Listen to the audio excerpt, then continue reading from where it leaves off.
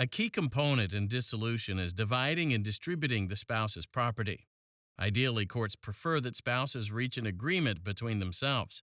They have broad discretion to determine how to divide assets and debts if they do so in a written stipulated agreement. The division need not be equal, but in many cases, spouses can't agree. It then falls to courts to divide assets and debts. Let's take a closer look at how that works. Two key rules form the foundation of judicial property division. First, a court divides only the community estate, meaning community assets and debts. Separate property assets and debts will be assigned solely to the relevant spouse. Second, when dividing community assets and debts, courts are generally required to make an equal division. Let's look more closely at the division process, focusing first on assets. Because a court divides only community property, the first step is characterizing each asset as community or separate property.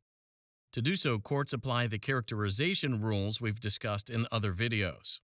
Once a court identifies the community assets, it must then determine the asset's value. Valuation is usually based on the date the divorce trial commences.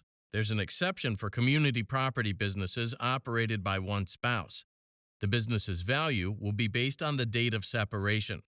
Post-separation, the operating spouse's labor is that spouse's separate property, meaning any associated increase in the business's value isn't divisible.